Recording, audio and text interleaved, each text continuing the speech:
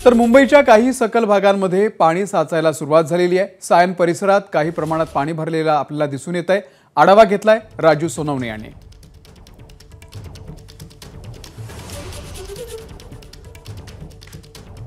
रात्रभरापासून मुंबईमध्ये संततधार पाऊस पडतोय आणि पाहता आपण मुंबईच्या काही भागामध्ये जे आहे ते पाणी भरायला सुरुवात झालेली आहे।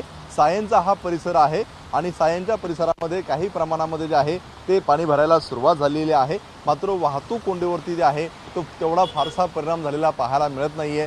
मुंबई शहर असेल, पश्चिम उपनगर असेल किंवा पूर्व उपनगरामध्ये जे आहे ते जोरदार आणि संततधार पाऊस पडतोय आणि काही ठिकाणी जे आहे ते पाणी भरायला सुरुवात झालेली आहे। पाहतो आपण पूर्व उपनगरामध्ये सायन परिसरामध्ये हे पाणी भरलेलं आहे। मात्र महापालिकेचे कर्मचारी या ठिकाणी तैनात आहे, त्यांच्या माध्यमातून जे आहे ते पाण्याचा निचरा करण्याचा प्रयत्न केला जातोय।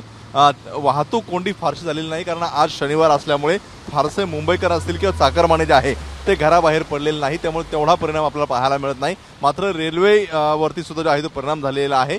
सेंट्रल रेल्वे असेल किंवा अगदी वेस्टर्न रेल्वे असेल 15 ते 20 मिनिटांनी जे आहे ते उशीर धावताना पाहायला मिळतात। आणि जर पावसाची अशीच संततधार जर आणखी 2 ते 3 तास जर सुरू राहिली तर साहजिकचपणे जे आहे ते काही प्रमाणामध्ये वाहतुकीवरती आणि जनजीवनावरती जे आहे ते परिणाम होण्याची दाट शक्यता आहे। आज दिवसभर जे आहे ते पाऊस पडण्याची शक्यता आहे, त्यामुळे सर्व नागरिकांनी जे आहे ती काळजी घ्यावा अशा प्रकारचं सुद्धा आव्हान जे आहे ते महापालिकेकडून करण्यात आलेलं आहे। आज आपण हा सायनचा परिसर आहे आणि या ठिकाणी पाणी भरताना आपल्याला जे आहे ते पाहायला मिळतंय।